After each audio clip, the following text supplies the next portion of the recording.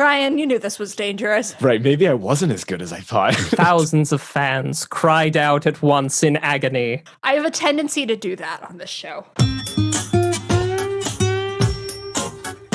Welcome to Things I Got Wrong, your general trivia podcast with a healthy dose of internet and media things. I'm Ryan Bott. I'm Rachel Miller. I'm Stuart Hopkins. And today we're super excited to get to bring in a video game podcast I've really enjoyed listening to. Nominee for the Podcast Awards. Two nerds in a pod. Welcome Lam and Mack. Thanks for having us, guys. This is exciting. Yeah. Thanks for jumping in. Happy to have you. Really, really excited to have you guys on. Really enjoyed listening to the show lately. And likewise, I've listened to your pod and I'm nervous, but excited to be here. This will be a lot of fun. You guys are very, very Ken Jennings-ish. That's the goal.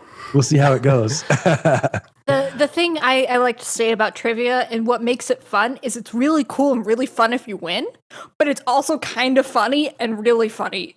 Also really funny if you lose. So you get the best of both. Exactly. There you go. Yeah, definitely put in more of the pub trivia or more of the pub than the trivia, I suppose. But more of the fun, more of the internet and the games. But yeah, I'm really, really excited to have you guys on. And I've got to ask, because you guys were talking about video games. This came up on another podcast I was listening to, and I thought it'd be a really cool question to bring up. So clear your minds. I'll start with Lam. What is the first thing that comes to mind when you hear video games? Like just the first memories, like the first things that got you into it. So, I mean, I played since I was a kid, but like one of the first games that I would say turned me into a hardcore gamer is Monster Hunter Tri. Because it was like one of the first online experiences that I actually put like several hundred hours into. So when I think of video games, that's one of the very first ones.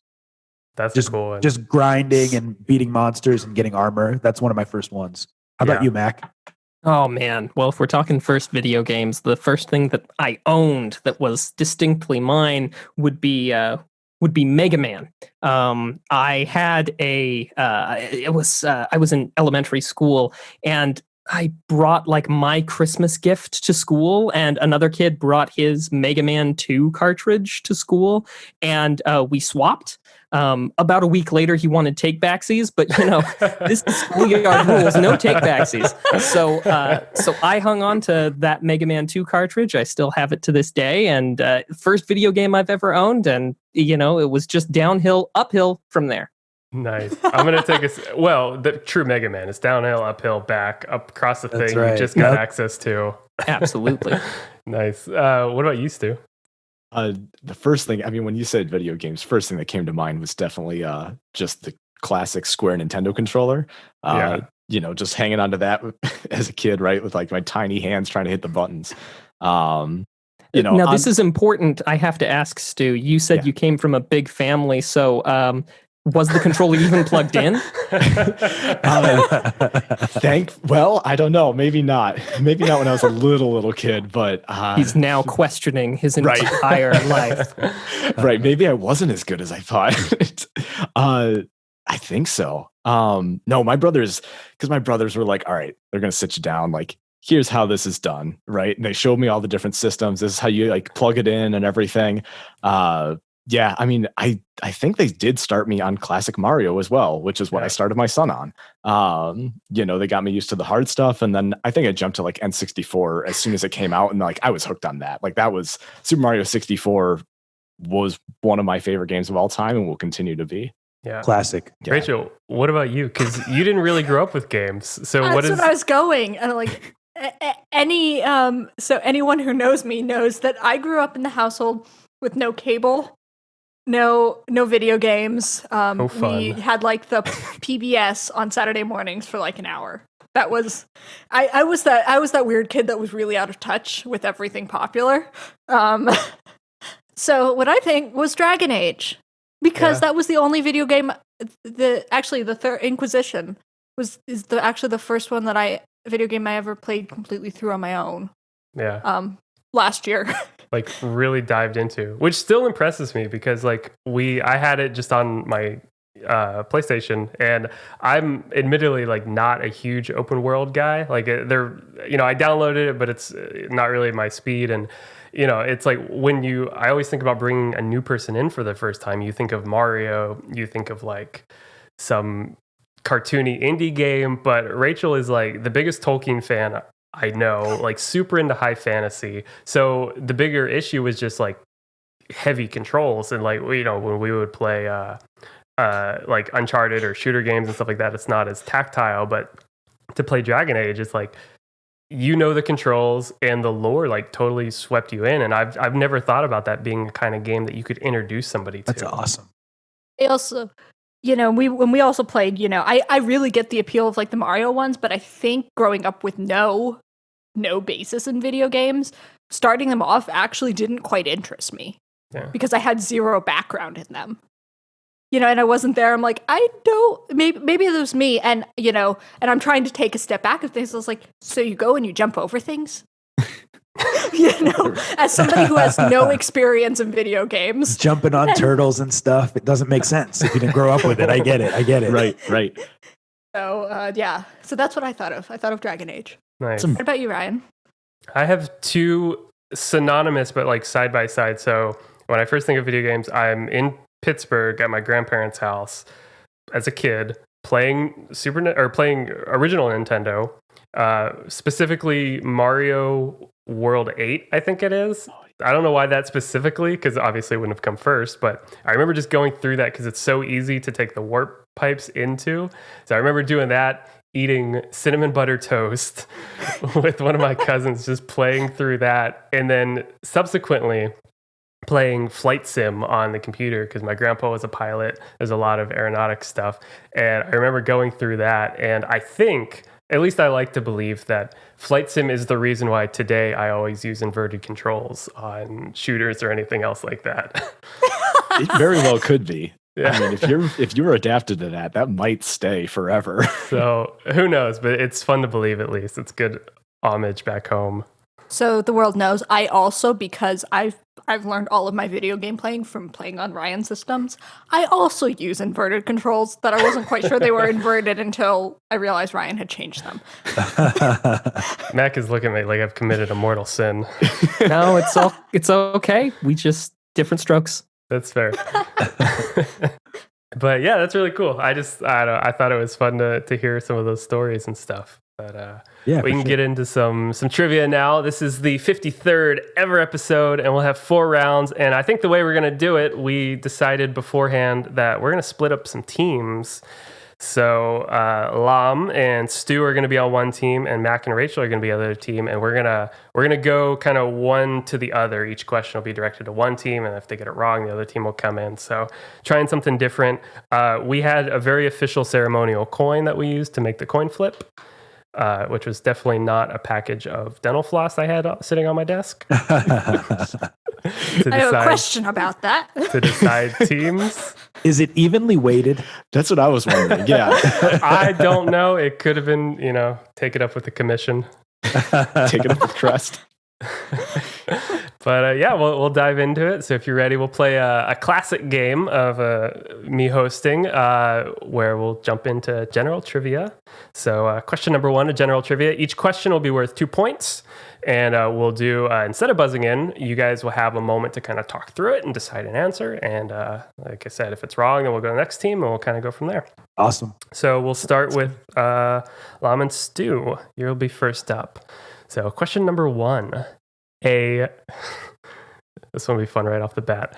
Funambulism.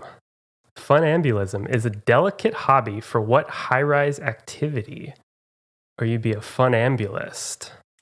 Ooh, So you guys can funambulist. talk amongst yourselves. We'll have kind of open communication here. Okay. Funambulist? So I have no idea. man, that makes me think of like either something circus related Oh. or like skydiving, something in that realm of possibility, like skydiving or paragliding. Yeah.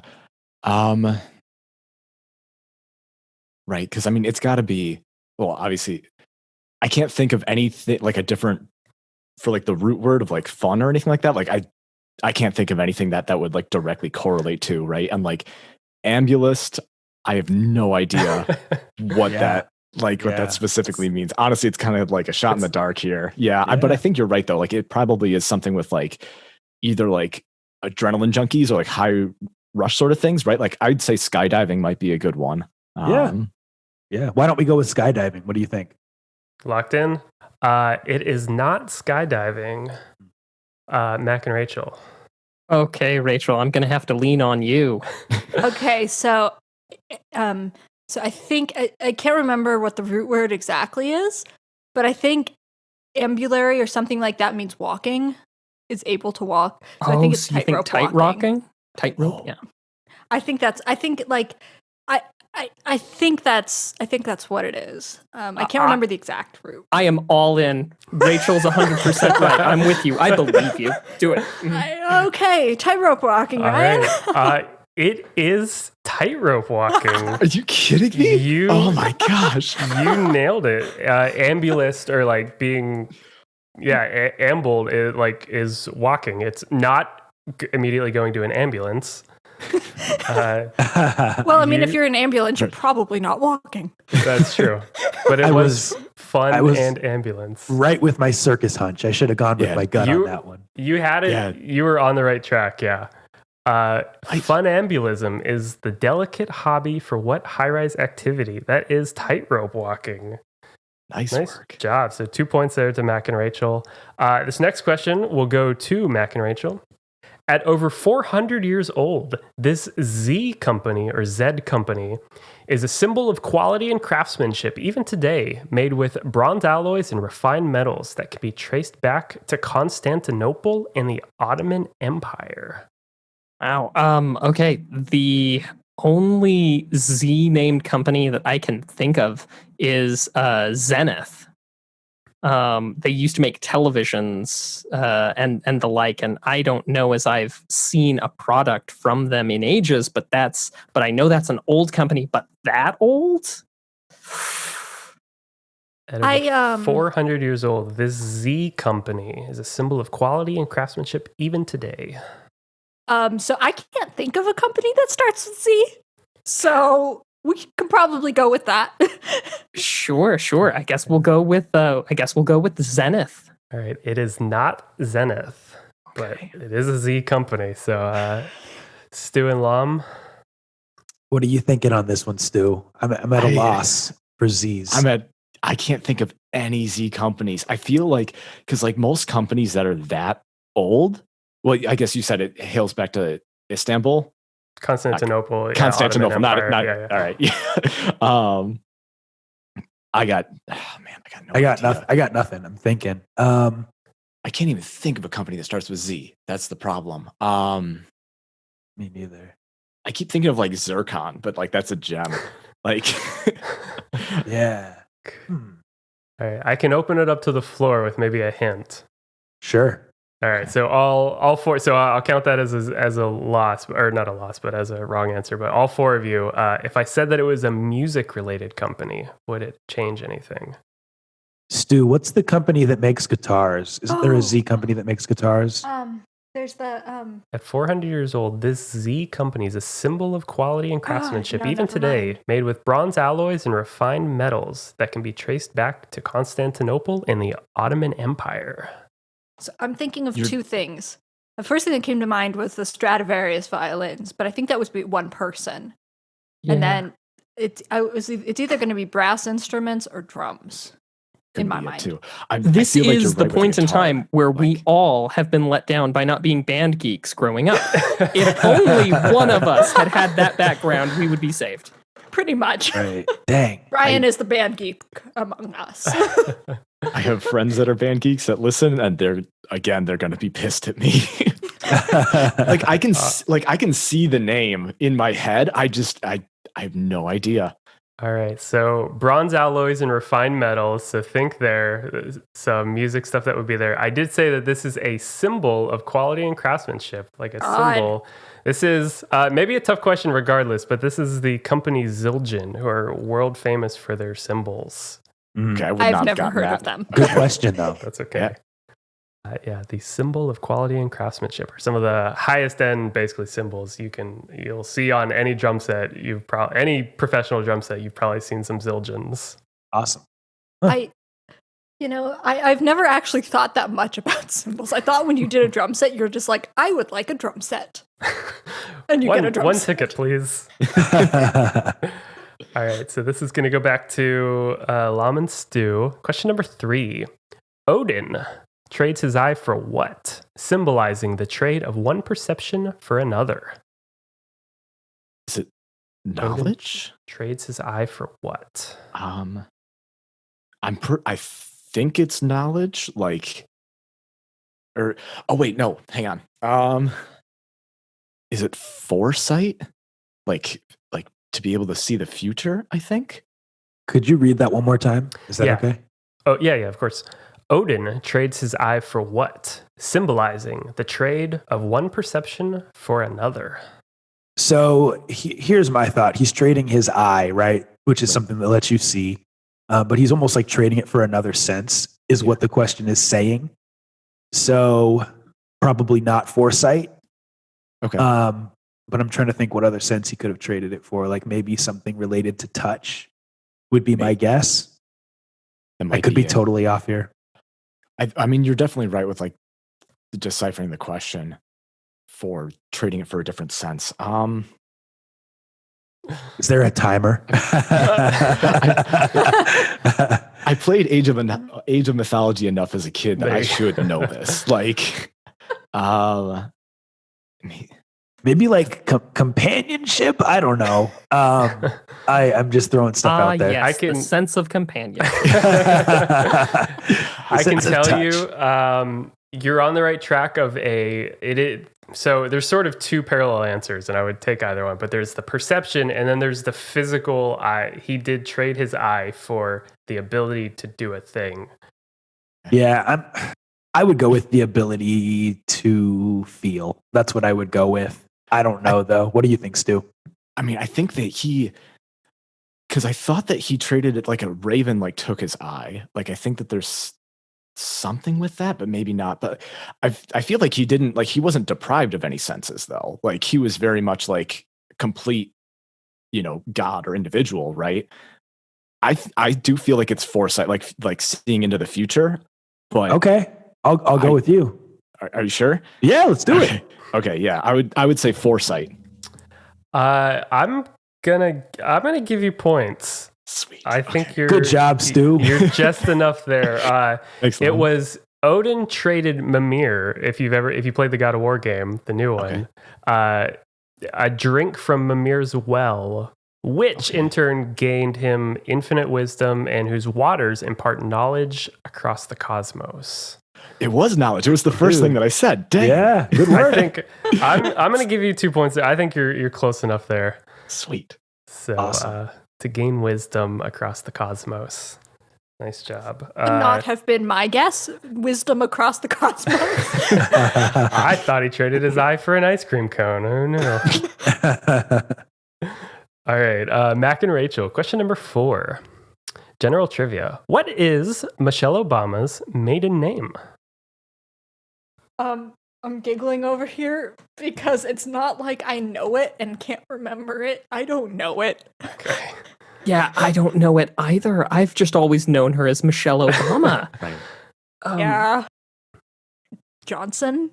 I mean, there's no way that you can really work into it. It's just what okay. I mean, okay, most common last names: Johnson, Smith, Bjorgensen. I don't know. I mean, Johnson sounds great to me. Let's do Johnson. It is not Johnson, but fair attempt. Lam and Stu? Stu, once again, we can't talk our way into this. So unless you know, I'm thinking like a Jackson or a Thompson. One of those two. Let's go with Jackson. Let's go with Jackson. Fantastic. Final answer. It is not Miss Jackson. Sorry, Miss Jackson. Yeah, it is Michelle Robinson. Oh, we might have been able to talk ourselves into that one. Maybe. Yeah, you either know it or you don't. I was listening to Michelle Obama's podcast the other day, so that came up. Nice. All right, no points there. Back to Lam and Stu. This one won't be any easier, I suspect, but in recent news, the winner of the 2020 Preakness Stakes was what alliteratively named horse, with one name being a nation and the other a high adrenaline bucket list activity. Okay. So high adrenaline bucket list activity, bungee jumping, skydiving. That's the common ones. And then it's an alliterative, and it's a country. Yeah. This is tough. This is a great question, though. I like it. Winner of the 2020 Preakness Stakes was what alliteratively named horse, with one name being a nation and the other a high adrenaline bucket list activity. So with the bucket list thing, I think you're right. I think skydiving is the main one that people have, right? Yeah. So like maybe something diver. Yes, the Scandinavian skydiver. Let's go with that. What the heck? Are you sure? Okay. If you're cool with it, I'm cool with it. Yeah, I'm good with it. It is not the Scandinavian skydiver. So close. Yeah, it was a good attempt. And Rachel. Okay, so my thought was I liked their answer. Their answer, but naming a country instead. Oh yeah, so like Swedish. It's okay. It's okay, Stu. Sorry, dude. I'm so sorry, Lam. You're good, brother. It's all good. Geography is 100% my worst subject. I can't. Me too, man. Okay, well then. I like your. I trust your instincts, Rachel. Let's do it. Swedish skydiver. It is not the Swedish skydiver, but you both are so close. It is the Swiss skydiver. Darn it! I feel obligated to maybe give you each a point, just because. You're tied already, but I'll take a pity point. We'll take it too. Yes, Appreciate it. All Points right. a point. Question number 6, last question of the round. We'll go to Mac and Rachel. Tachycardia is fast, and bradycardia is a slow condition for what bodily function? Heartbeat. Yes. All right, I'll take it. Yes, this is heartbeat or heart rate. Tachycardia or bradycardia. I was going to say I got this one, Mom. If they don't get it, yeah, I had that too. But that's all. Good job, guys. I believe bradycardia is under 60 beats per minute, and tachycardia is above 100 of your resting heartbeat. So nice job. 2 points to Mac and Rachel there. End of the first round. Lam and Stu have 3 points. Mac and Rachel have 5 points. It is a close game. All right, we'll get away from some of the random general trivia there. Round number 2 is Tagline Takedown, where I will give you the tagline from a popular movie. If you also need a second hint, I can give you the year and the lead actor. So, of course, as a template question, if I said 1 Dream, 4 Jamaicans, 20 Below Zero, you would know that is Cool Runnings.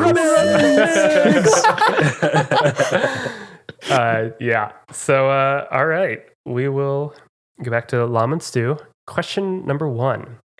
And now, at last, another film completely different from some of the other films, which aren't quite the same as this one. That sounds like a Monty Python, but I don't know. Sounds like something that the narrator would say, right? So I'm thinking of something that's narrated. Something where they're like breaking the fourth wall, right? Yeah. Could you repeat it again? Yeah. And now, at last, another film completely different from some of the other films, which aren't quite the same as this one is. So maybe a sequel? Right. It's got to be a part of a series. I really feel like, because it's like that's zany enough that it's got to be something comedy based. Like I really feel like that might be like a Monty Python, but I don't know any other comedy series that it could be. It could be. Oh gosh. Why don't we just go with Monty Python? That really sounds like a solid guess. But it's got to be a specific one though, right? Oh yeah, like yeah. Specific movie.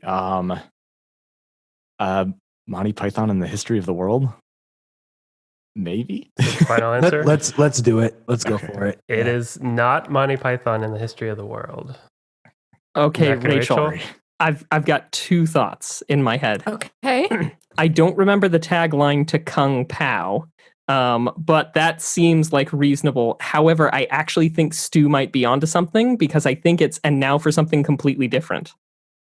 Yeah, I think it's Monty Python. Python and now for something completely different. It's not the tagline for Monty Python, The Holy Grail. Yeah, and it's not definitely. for whichever. And it's not Life of Jesus Brian. Christ. It's not The Life of Brian. That's the one I was trying to think of. I think it's and now for something completely different. I think that's the one. Agreed. All right. It is not completely different. I'm going to double check this because I have it as Monty Python and the Holy Grail. I swear. Oh, I'm going to fact check here real quick. thousands of fans so cried close. out at once in agony. When we said Stu, we gave him the answer, man. Dude, I know, right? We led him right to it. Dude, it is, I will say Half points for it that. is so hard to be on video and not give facial signs. I was trying to read you actually. Yeah. It is so. There's a couple here. It actually is on the original cover, and Now at Last, another film. I think the more common one maybe makes Ben-Hur look like an epic, but the one actually on the cover that I see here, the classic sky blue cover, is And Now at Last, another film. Man, you're so close. it's all good, Ben man. Get it, Hur guys. like I an just- epic. Yeah. Man, I don't have to give pity points. It's fine. No, that's a great feel- question. I feel Yeah. it's deserved, but all right, no points there. 2 Monty Pythons. It is 1975's Monty Python and the Holy Grail. All right, question number 2 to Mac and Rachel. The true story of a real fake. The true story of a real fake. I think this is Catch Me If You Can. Catch Me If You Can. My initial thought was, what was it? Wag the Dog, which is the political one about them making up a fake war to keep, politicians' ratings high. But I think you're probably right. I think Catch Me If You Can's the better answer. Okay, let's go with that then. Catch Me If You Can. I'm literally biting my tongue to try and not smile right now. It is Catch Me If You Can. Wow, good work. Nice job. 2002, Leo DiCaprio. The true story of a real fake. I'm not very well watched when it comes to movies, but the movies that I have watched, I know really well. It's like this really kind of strange small subset that I know really well. Good work. Like Holy Grail. But I've never owned that DVD. I've never owned that DVD. That's Harsh. And the copy that I owned said makes Ben-Hur look like I'm just saying. Oh gosh. Is this one of those split universe things? Right. All right. 2 points to Mac and Rachel there. Question number 3, Lam and Stu. We scare because we care. Okay, I think that this is Monsters Inc. You are absolutely correct. Okay, Monsters Inc. Final answer. That is Monsters Inc. 2001, Billy Nice. Crystal. Pays to have kids. Softball to the people with kids. Just saying. And to those of us who may or may not have seen it in theaters when it came out. Yeah, Monsters Inc. Absolutely. is so underrated, even for already being a good movie. it's classic. so It's good. great. All right, 2 points there. Question number 4, Mac and Rachel. For 3 men, the Civil War wasn't hell, it was practice. My initial thought is, but that wasn't a movie. That was a mini series, The Hatfields and the McCoys, because that takes place right after the Civil War. But man, it could also be a comedy about Civil War reenactors with that kind of tagline. That Only thing classic I can film think we of all is know. like the Abraham Lincoln zombie killer thing. Oh, Abraham Lincoln Vampire Hunter, you mean? Vampire Hunter. I've never seen the movie. That's what popped into my mind. So I can't Neither. say that. I had a copy of the book once, but never actually, So I'm gonna have to probably defer to you on this question. Yeah. Could I get the tagline just once more, please? Yeah, of course. For 3 men, the Civil War wasn't hell, it was practice. Okay, so I have no idea what movie this could be. I have an inkling as to what point in history it is, but no idea on the movie tagline. I don't know either. So we will just say, let's do Abraham Lincoln Vampire Hunter. Okay, let's do it. That iconic classic. It is not. Okay. Perhaps. To our great surprise. Right. Lam and Stu. Do you have any idea? No, but I'm thinking it's got to be something with like maybe even 3 leading men, right? Because it sounds like it's kind of about like 3 people. There's a movie with George Clooney and a couple other people. That's what I was trying to think of. I can't remember the name of it though, and I think it takes place during or close to the Civil War. I cannot remember the name. I'm terrible. I know what you're talking about. I feel like I've seen the movie like at one point, like at a friend's house or something, but I have no idea what it actually is. I seem like, is there like water or river in the name? I'm trying to remember. Like, I'm totally drawing a blank right now. It's not "Oh Brother, Where Art Thou?" Because that's like past that, and they're not in the war or anything. No. Yeah, I can't remember, man. We may just have to. Why don't we just go with Django Unchained? It is not Django Unchained. I can open it up for everyone, so just call out if you know it. But the year is 1966. The lead actor, Clint Eastwood. Is it Dirty Harry? Oh, Is not Dirty Harry. The Good, the Bad, and the Ugly. It is The Good, the Bad, and the Ugly. Dude, Good work. yeah. That is the only Clint Eastwood movie I can actually call to mind immediately. And Dirty Harry is the only Eastwood title I know. So Gran Torino. For 3 men, the Civil War wasn't hell, it was practice. Those 3 men, I guess technically were The Good, the Bad, and the Ugly. I didn't see it years ago, but it's been a while. I've never seen it. I just knew Clint Eastwood, and there's a movie that I know that he's in. Or Nice. maybe two quick buzz-ins right there, but I'll give 1 point to Mac and Rachel for getting in on the second. Good work. Question number 5 to Lam and Stu. You don't get to 500 million friends without making a few enemies. That is The Social Network. That is indeed The Social Network. 2010 with Jesse Eisenberg. Yes. Very good Don't movie, get- actually. Classic. It is Well good. filmed. Instant classic. I believe Zuckerberg did say of that movie that the wardrobe choice was on point. It was like, yep, I have that sweater. I Yep. have that Target hoodie. Right. I can easily see it. Yeah. Yep.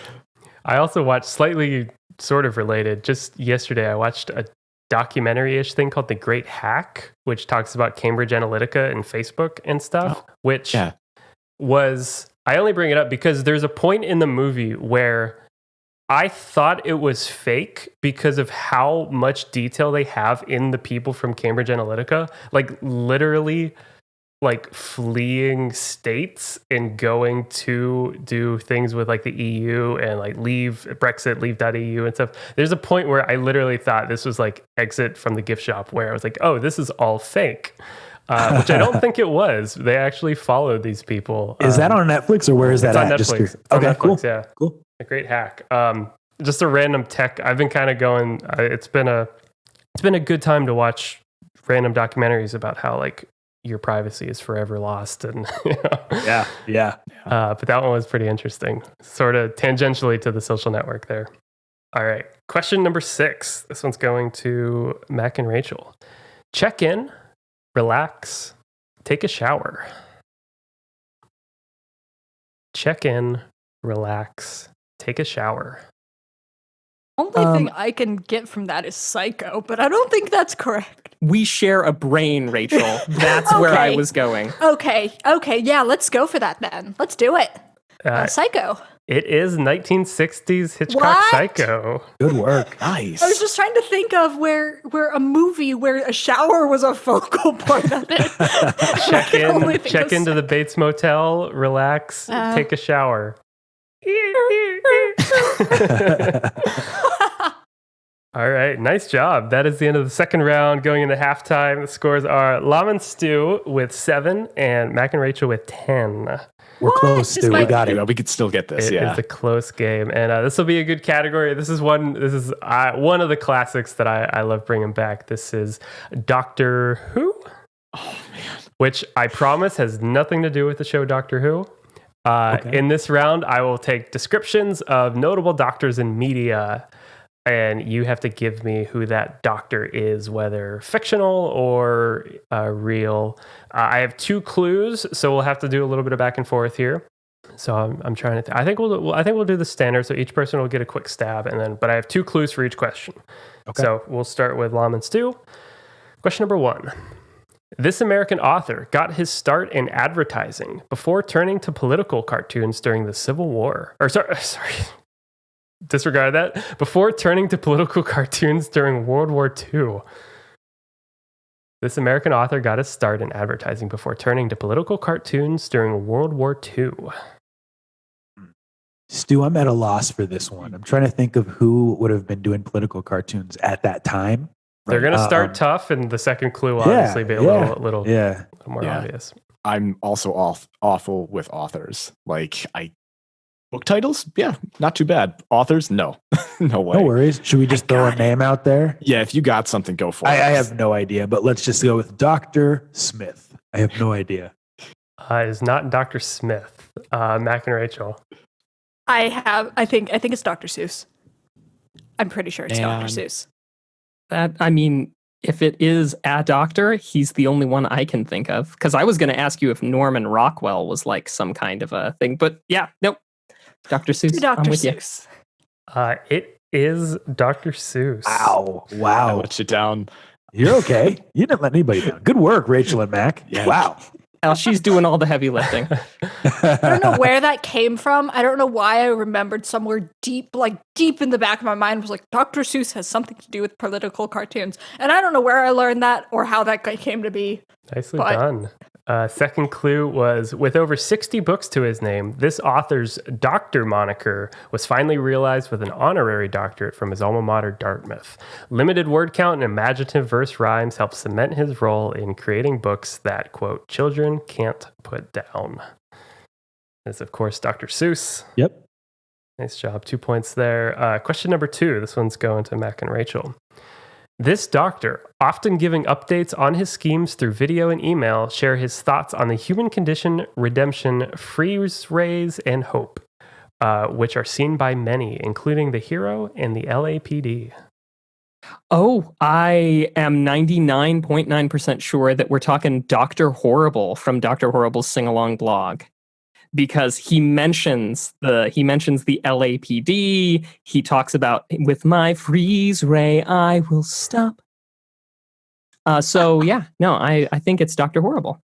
Let's do it. That sounds great. It is indeed Neil Patrick Harris's, Nathan Fillion, Felicia Day's, Dr. Horrible's sing-along blog.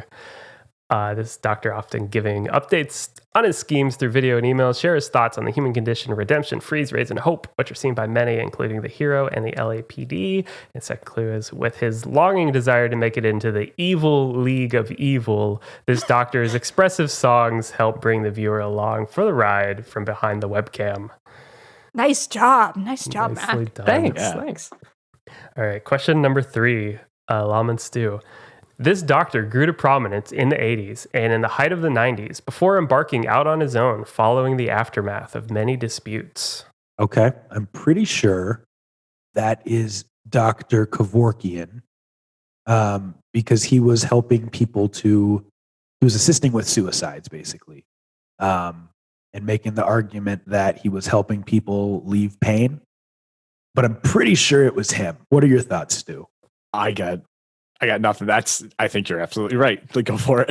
Okay, that's final answer, Ryan. It is not Dr. Kevorkian. Oh man. Nice thoughts though. But Mac and Rachel? I can think of, if we're talking fictionally, I want to say that that's the right time period for the Patch Adams story. I'm happy to go with that. Honestly, I'm pretty blank on this question. Okay, sure. Well, we'll Sorry. take a flyer and say we'll say Dr. Patch Adams. All right, it is not Patch Adams. I have a second clue.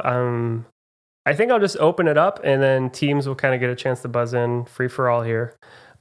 Second clue is after chronicling his own work, this doctor helped bring to fame many other top artists and eventually led to releasing got his it. own. Dr. Dre. Yes, it is Dr. Dre. Mac, that one was on the tip of your tongue, wasn't it? Oh, absolutely. You know me. I'm all read in the scene.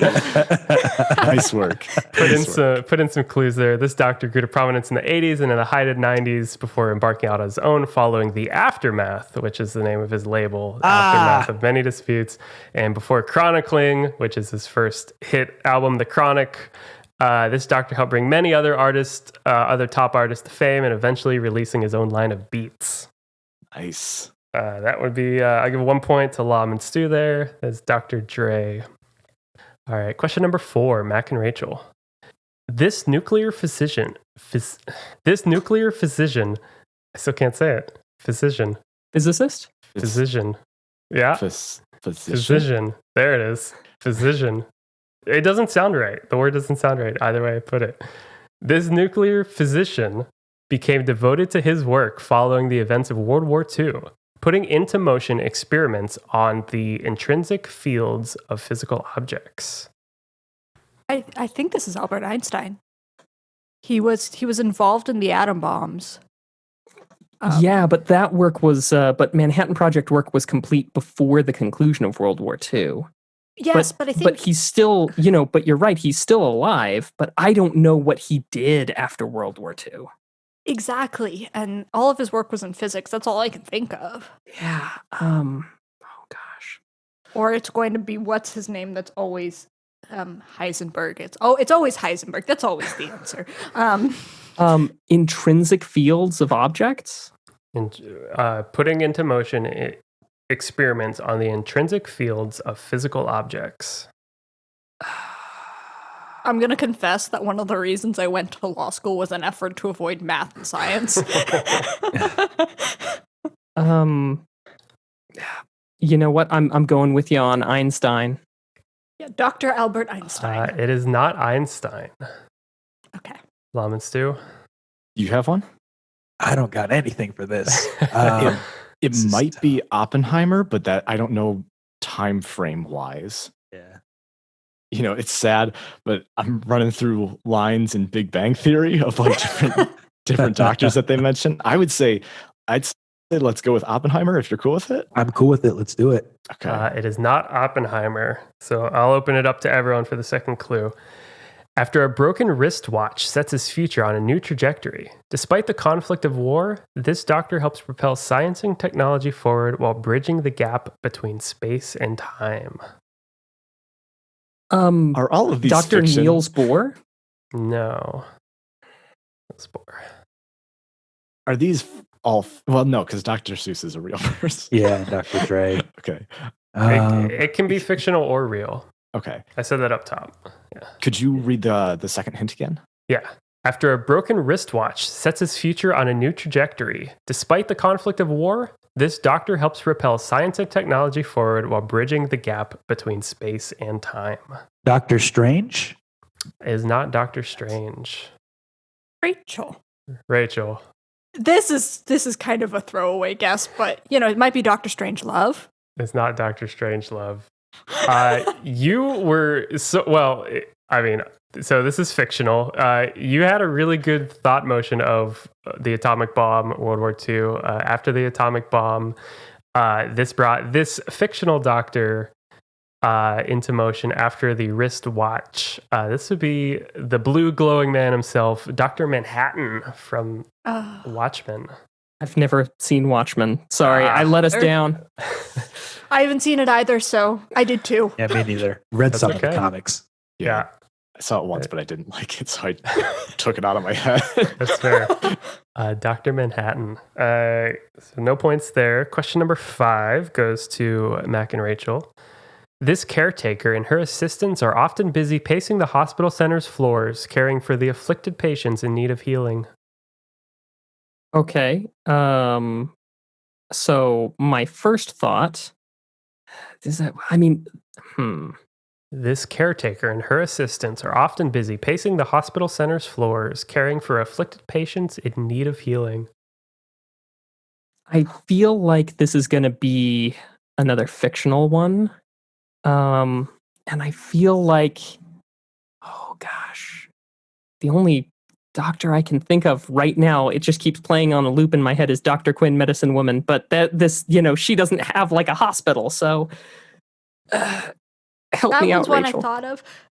Other one was someone in Grey's Anatomy, and then maybe that, and then I was thinking, just because I was watching it the other day, was American Horror Story, but there are no female doctors in American Horror Story. So it also makes me almost feel like it might be a cartoon. The way this question is phrased, like I know it's vague, Ryan, because you go into a lot more detail on the second one, but it feels like patrolling for the afflicted. Afflicted one sounds old, and it sounds mental, but Yeah, but I can't think of any. I mean, there's that one nurse, but I think this is supposed to be doctors, right? There's that one evil nurse in gosh, what is it? Cloud Atlas. But I'm drawing a blank. I don't know either. So Dr. Quinn, Medicine Woman, as as just an answer for the sake of an answer. Great. I don't know who that is, so let's do it, Lam. Oh man. Do you have something? Also, I need to hear it again too. Yeah, me too. Yeah. This caretaker and her assistants are often busy pacing the hospital center's floors, caring for afflicted patients in need of healing. Is this Doc McStuffins? I'm down with that if you are, because I have no. I can't, but like afflicted makes me think that like, all right, it's like a plague or something like that, but just also like this doctor and her assistants, like I'm saying Doc McStuffins. Cool. Final answer. It is not Doc McStuffins. Open it up. You may know her best for her family name, which helps explain how she seems to be in so many places at once. Rachel, it's Nurse Jenny from Pokemon. Nurse Joy. Joy, thank you. Jenny's Thank the police officer. Darn it! I don't know how to handle that now. It was not Nurse Jenny. It was Nurse Joy. It was a cartoon. I'm gonna have to give a point to Lam and Stu there.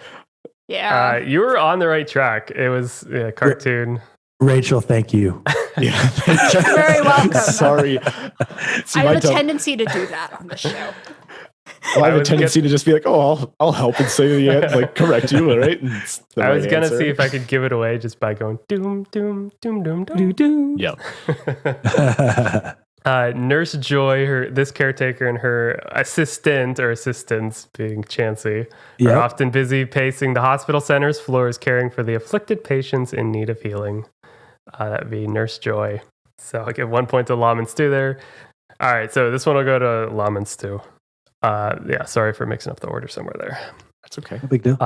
This doctor has revolutionized unorthodox and radical therapeutic remedies while collecting a lot of criticism for his own actions. So this sounds like it could be Dr. Kevorkian, which is what I said earlier. Yeah. Go ahead. What were you going to say? Oh no, I was going to say it sounds like a very real person. To receive this much criticism and stuff. But like, yeah, I can't think of anybody in particular. So yeah, I'm good with Kevorkian. It is not Kevorkian again. Mac and Rachel? My first thought is Dr. House MD. Oh. Yes. Oh my gosh, that sounds great. Yes. Yep. There's a couple answers here. Kevorkian could have been, Patch Adams could have been. You also said House earlier. It is Dr. Gregory House. I love House. That's one of my favorite shows. This Princeton area doctor, while often cynical and seen struggling with his own pain, often has a knack for solving the puzzle just in time. Nicely done. Good job. Nice job. All right. That's the end of the third round. The scores as I have it are Mac and Rachel with 16 and Lam and Stu with 9. but there are still points to be earned here. So this fourth round is 3 of a kind, where I will give you 3 items in a series. You have to give me the name of the group that encapsulates them or the word that connects them all. So you have to kind of find the connector there. And I'm going to go ahead and warn you, Mac, right now that my mind is very A to B, and I struggle with the abstract.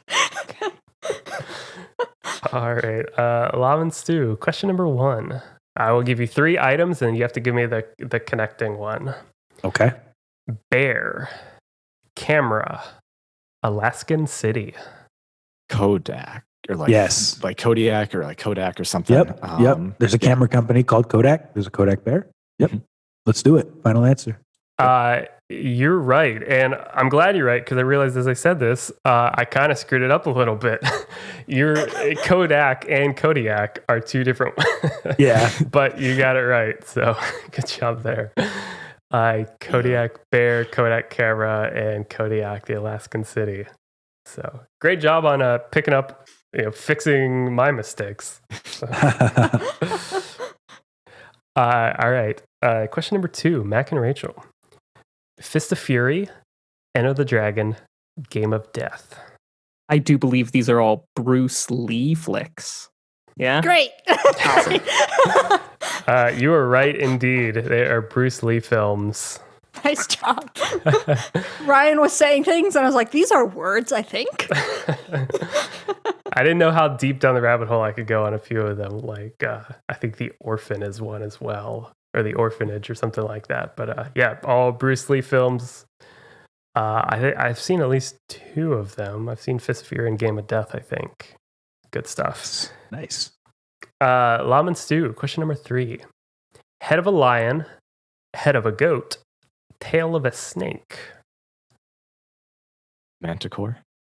Yeah, there's a mythical creature, that has all of those. Is that what it's called? I think so, yeah. Because the tail of a snake is Manticore, I'm pretty sure. It's not a hippogriff. It's not Cerberus or anything like that. No. I'm pretty sure it's Manticore. Manticore, final answer. It is not the Manticore. Good efforts, Stu. It would be a chimera. That's what... Yep, you're right. It is indeed a chimera. Dude, I'm so sorry, Lam. Dude, you're good, man. It's all good. Things. Those are great. Then I gotta remember what the difference between a Manticore and a chimera is then. This is important info to know, Stu. This Come on. is. I don't know. I don't know what a Manticore is. So we'll leave it at that. But 2 points for Mac and Rachel there. This question number 4, will go to Mac and Rachel. Treaty, judgment, accord. Treaty, judgment, accord.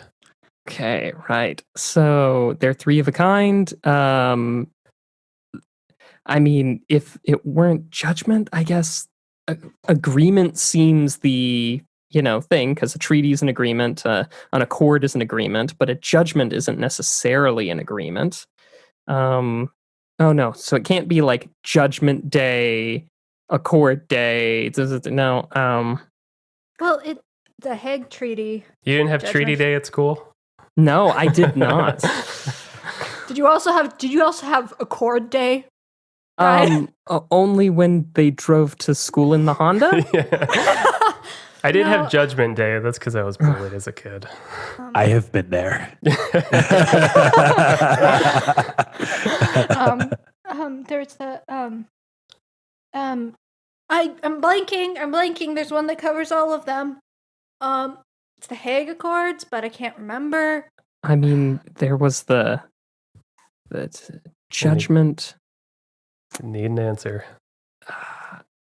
Sure, I'll go with you on the Hague. Let's say Hague. All those things happen there. It is not the Hague. Yeah. Lam or Stu? Okay, so treaty, judgment, and accord, Stu. What was it's something historical, obviously, right? What was the treaty that stated that you couldn't torture prisoners of war? I'm trying to remember. I feel like it's something connected to that, and I can't remember the name of it right now. I might be completely off base. Convention. Right. Yeah, Geneva. right, that was the Convention. Geneva Convention. Okay, yeah. so that Mac, you're not on my team, man. Sorry, you're my brother. I can't help it. So it's not that. Okay. I feel like we should just pick a war or a battle and assume that there were 3 documents during that war and battle that were a treaty, an accord, and a judgment. Sure. So which one do we want to go with, I guess, is the question. One that resulted in a treaty, obviously. Yeah. So Civil War? Yeah, let's try it. We can try that. I also feel like this is a total trick question, and it's like Honda cars or something. Just because I can't get a chord out of my head without a Honda car. It is not the Civil War. Is that what you're going with? Yeah, we'll go with that. It is not the Civil War. This would be painfully pulled out of the Paris Accord or the Paris Agreement, the Treaty of Paris, and the Judgment of Paris, which was led to the Trojan War. You were like, dude, you were so close. You're right. You're on the right track, both of you, both teams. Good. All right, no points there. Lam and Stu, question number 5. Anvil, hammer, stirrup. I mean, anvil, hammer, stirrup. Stirrups are like what you use to get up on a horse. Yep. Yeah. And like bits and stirrups. I'm sorry. I mean, I would say blacksmithing, but yeah, because for anvil, don't they use that to make horseshoes as well? Yeah. Yeah. So, that's why I was so, like, okay. So I guess the question is he looking for blacksmithing or is he looking for horses as the answer? Right. That's what I'm trying to think of too, right? Which one of these is it? Or like, yeah, horseback riding, horses, or blacksmithing. I feel like blacksmithing is more like narrow, horses is more broad. And so it's a general trivia question. So I feel like maybe we go with horses. They're all tied to horses in some way. Sure. Or or horseback riding, I would say is like a little bit more narrow because like I feel like horses isn't going to be it's way too broad. It's a little too broad. Animals. Horses. Let's go with, I think you're right. Why don't we go with horseback riding? You want to do that? Yeah. Okay. Final answer. It is not horseback riding or anything related to horses. Mac and Rachel? So I think their first instinct was right. I think, blacksmith. That's all I can think of. Yeah. Wow. It is not blacksmithing. Oh. The anvil, the hammer, and the stirrup are all the 3 core bones in your ear. Wow. I would have never gotten that. Never would have gotten that. Yeah. Are you sure this is general trivia?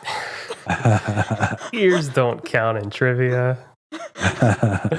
All right, no points there. Question number 6. Last question of the game is going to Mac and Rachel. Origin, Marvel villain, first-person shooter. Okay. Origin, Marvel villain, first-person shooter. Okay. Origin. I have no idea what that even. Yeah. Marvel villain. There are many Marvel villains. He's starting my essay. Mac, why don't you try to name 3 first-person shooters right now, Mac? I want to see if you can do this. He is notoriously bad at not knowing them. Medal of Duty's Honor. There is Fear. That's an FPS. And any of the Halos. Okay, you got me. You got me. Gosh. Yeah. I'm sorry, Rachel. I'm going to be absolutely no help on this. Thinking, I don't know if he's Marvel. I don't know if he's a villain. Isn't there someone out there named like Deadshot? Or something like that. It feels like it fits with this. But again, I don't know video games. And so let's see. There's I think Deadshot's DC, but there is a Bullseye who is Marvel, and he's one of Daredevil's villains, if I recall properly. But I don't know. I mean, I don't know FPSs that well, and Origin, I don't know. But I mean, I do know that Bullseye's Marvel, so we can do that. Let's do that. Sure. Bullseye. It is not Bullseye. Stuart Lam. Okay, Stu. Let's name some villains, Marvel villains. We got Thanos is one. I can't see any connection to first person shooter there. We have Doctor Doom. I can't see any connection there. Who are the other ones? We got Magneto. I know that's what ran through my head too. What's one that like shoots? I'm trying to think. Like Bullseye was a really good guess because that's kind of where my mind went too. I was like, okay, well, like that's definitely probably a title of a first person shooter. Yeah. The first, what was the first word again? Origin, which sounds fantasy like. Sounds like Tolkien, but all the aura names don't fit with that. FYI. Yeah, we got Sabretooth, but that has no relation. I honestly don't know, man. Hawkeye. No, he's a good guy. Yeah, no worries. I actually know like a good amount of DC or like Marvel villains. My mind is just drawing a Me bad too. blank Me right too. If now. I may, depending upon how liberally we interpret Marvel villains, don't forget we had the Marvel Civil War, where which side you came down on, maybe the other side's the villain. Sorry, I'm just trying to muddy the waters here. Please, is Disney appreciate the that. villain here? Yeah. Always. Yeah, that's right. Good point. Oh man, I don't know, Stu. Why don't we just go with? I know Thanos is not the answer, but he's a Marvel villain that comes to mind, right? Yeah. Or who was the villain in Black Panther? I'm trying to remember his name. I haven't seen Killmonger. Killmonger. Yeah, he's that wouldn't. Although, isn't there like a? But that sounds like a title of a FPS, though. Yeah, and I'm pretty well, yeah, and I think there's like a kill streak, not a kill streak, but like a multi-kill title called Killmonger in one of the shooters. So why don't we go with that? Yeah, that's a good guess. All right, final answer, Ryan. Killmonger. It is not Killmonger. Okay. I'll walk through these with trepidation that Rachel might literally murder me, but Origin is the Tolkien name for Mount Doom. Marvel villain Doctor Sauron. Doom. Oh, my I gosh. said Doctor And Doom. then Doom Walked the right game. past Oh my in gosh. Doom, the FPS in hell. Dude, like you said it. Oh my gosh. I just wouldn't even Probably- connect that. That's all right, dude. I'd The word came probably out of my have- mouth, so I'm happy that happened. I want to get my dictionary down. My Tolkien. Yeah, no, you can see it's maybe can't see it clearly, but there are about 20 different Tolkien related books on that bookshelf behind Rachel. Awesome. I didn't know that one. That's a second age thing. I didn't quite know that. I'm happy to talk to you about Ganondorf anytime you want. And It really only shows up in the third revised printing of the Silmarillion. So, I don't think either of us could have gotten that one. that's all right. Oh, Yeah. God. I have the second one and I have the sixth one. So I missed it. See, that's the problem. Is all the editions are so different. That's the problem. It's hard to keep up with. But that is the end of the game. The scores, as I have it, are Lam and Stu with 11 and Mac and Rachel with 20 points. Wow, good work. Nice. Big Good work. team win. Oh, nice job, Mac. Nice job, Rachel. Woo! Stu, we'll get him next time, man. Yeah, we'll get them next time. Valiant effort. Definitely. Great job to everyone. That is the end of the game. That was a lot of fun. And we can get to a couple picks. Each episode, a couple of us give a movie, game experience, something cool like that we recommend you check out. And Stu, today you have a pick. I do. I got to figure out if I can pronounce this right. I think it's A-Sprite. It's AESPRITE. So yeah, it's probably A-Sprite. It is a software for drawing pixel art. It is used both by professionals and amateurs. It is very nice and like intuitive. Kind of feels like it harkens back a little bit to like the MS Paint days with just like, the simple sidebar, right? Like, but it's really nice because you can animate. You can actually they're really good about framing, right? And they have different loadouts. So if you want to draw pixel art in a classic Game Boy style, it's already like pre-programmed in there, right? So like you determine the height and the width of your art or your canvas, but like the colors and the palettes and everything, it's all like in there, right? Like, so you can just go and choose those colors. It's already pre-programmed. It's really cool. Not that I'm super into pixel art or anything, but I've always wanted to try my hand at drawing it, right? program's like $20, and it's totally worth getting. And you can install it in multiple computers too, so it's not like they're really even that tight on licensing and stuff. So yeah, it's really fun. It's really nice. Some beautiful stuff comes out of there. Yeah, this looks really cool. Looking at like different layers and adding frame, just like all that you kind of control full animation and stuff. It sounds really cool. Yeah, and it's available. I think you can get it on Steam. It's available for Windows or Mac or Ubuntu. Really cool. This is Aesprite. Aesprite. AESPRIT. Okay. Yeah, that's awesome. Lam and Mack, do you have anything you want to shout out or like a pick? Mac, you got one, and then I'll do one. Go for it, buddy. Well, I was thinking, so let's keep to a theme, with pixel art. I encourage everybody to get their hands on either some art coal or some perler beads, and to make a physical representation of sprites. You buy them; they're relatively inexpensive. You set them down on a grid, and then iron them, and then you've got something to kind of hang on to. I've been doing it for ages. When I finish a game 100%, I'll make a trophy for myself to put on the wall.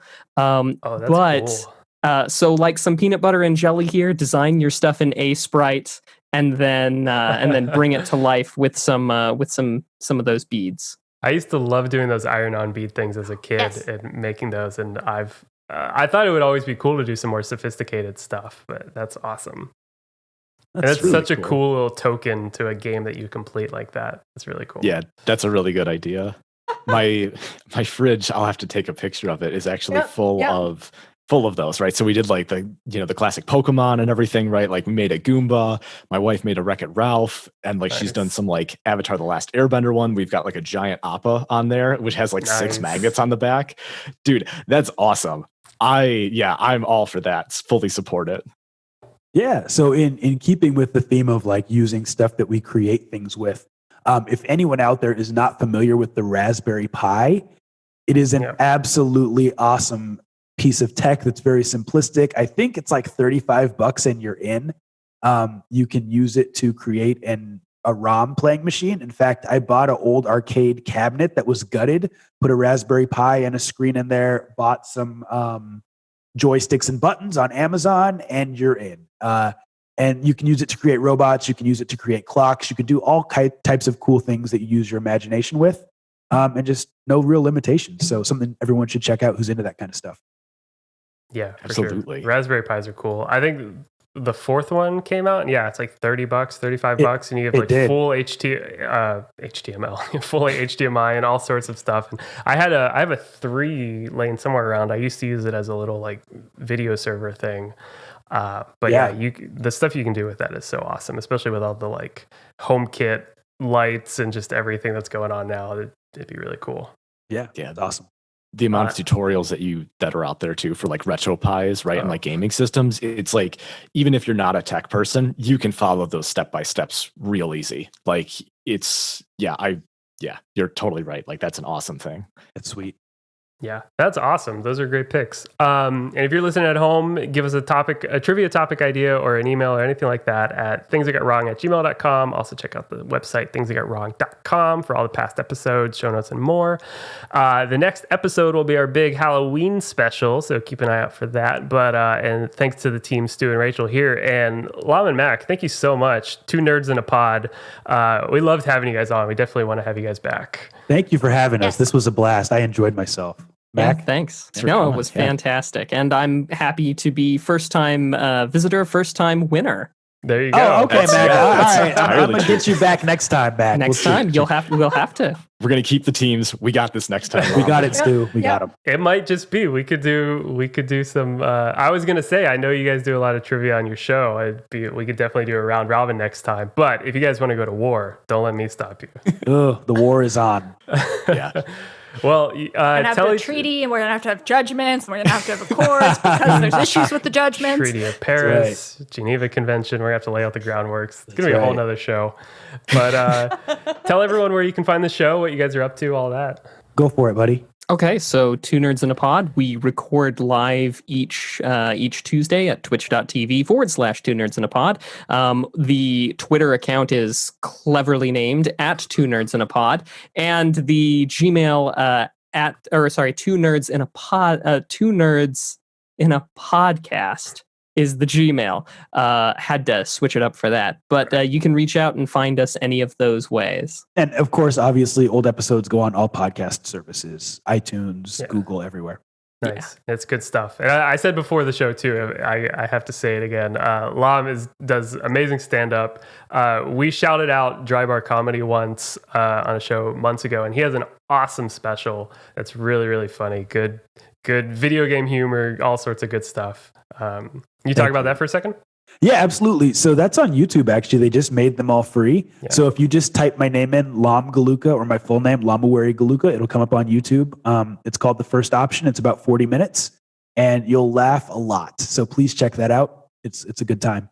It's great. I think one of the YouTube comments that I saw was, "This guy is my spirit animal." So that's exactly right. So if you like nerdy comedy, you would really enjoy it. I will say, before we got you guys on the show, Ryan comes out and says that there's this comedian I'm listening to, and he was one of the other guys that was up for an award, and it's like, and I want to get them on my show. Like that was it. And he's like, this guy is so funny. So that's very flattering, and it's cool to see how such a small world it is. And congratulations to y'all again on winning that award. That's great. Yeah, thank you. That's nice. We talked about it a little bit, but totally beyond us. Like I don't know how they score it and how they pick winners. We're just completely flattered by it. We said again, like the best praise that we get on the show is when we hear about people listening to it together, like say like me and my roommate or me and my partner listen or something like that. That's just like hearing that it brings a community together is really awesome. We were as the show was going on, I was a little afraid to watch it just because I was like, we're not gonna win. Like not that winning was the biggest deal, but I was just like, it's gonna be awkward. Like if our faces come up, it's gonna be weird. I don't know. So I was working on some other like art project stuff, and I was listening to one of the startup episodes with Alex Goldberg, I think is the guy, who's done like Planet Money, This American Life, did a lot of NPR stuff. He was interviewing Ira Glass, who's the creator of This American Life, and a ton of NPR stuff. And they were just talking. And at some point, it was funny because like as the awards were going on, I was listening to some of this as well and going back and forth. And at some point, they were just talking about like giving each other mix notes and show notes for episodes, like improving the audio and stuff like that. And they were like, the thing I learned is that from you, like, I don't know anyone who's more like, crazy about the specifics of audio and like getting things right, like the extra work you put in, like that's what I learned, like those people are like, that's what I learned from almost more than anything. And I was sitting there working on stuff. I was like, I feel really heard right now. I feel like I'm amongst my people. And then sure enough, I turned to the thing and we won this award and are just totally like flabbergasted. I immediately ran out and told Rachel, and then we called Stu up on the phone and we were just like spent 10 minutes just going, how? What? How? Like, I was gonna say, I feel really bad too, because like I was running on like 4 hours of sleep when we recorded the acceptance speech too. Like I was like done. And so if you look at it, it's just like me kind of like normally, because like you can see like the smile's like painted on my face, like it just doesn't go anywhere normally. But like I was so tired for that. So it's like I wish that I had a little bit more energy. Well, you know what I'll say? It's a unique idea to do it in podcast form, and it's killer. And I'll tell you, I was listening to your pod today, and I got up to go get a drink. I was listening to it on my iPad, and my wife was sitting next to me, and she was like, whoa, come back, because I think I know the answer to that question. Yes. So like it's legitimately something that you can listen to, and it's going to be different every week, and you can play along. So I think you guys have a winning formula. So congrats. Yeah. Well, thank you very much. Thank you. It really means a lot. And it's so, like I said, the best stuff we ever hear is just when fans and people just outreach and say that same kind of stuff. Like the best thing I've heard is like it's fun to play with other people, and I love that. I really adore that sentiment. And I mean, there's so many great teams. Like you guys are fantastic podcast. She plays games, stuff that a lot of Pierce does. Like they're like her and Troy Baker and those people. Like there's so many like awesome names, and I feel like I found a lot of really cool new podcasts to listen to through it, and just really like flabbergasted and just really just thankful and super surprised and everything. So but that is the end of the show. Again, check out Two Nerds in a Pod. Is there a twonerdsinaPod.com? It's actually through my website. So the best way to get in touch with us is just check us out on iTunes or on Twitter at Two Nerds in a Pod. We're on both of those places. Definitely. Of course, check them out. Leave awesome reviews. Check out everything they're doing. And that's everything. And thank you again, Stu and Rachel here. And until the next episode, we'll see you later. Bye. Bye, everybody. Bye.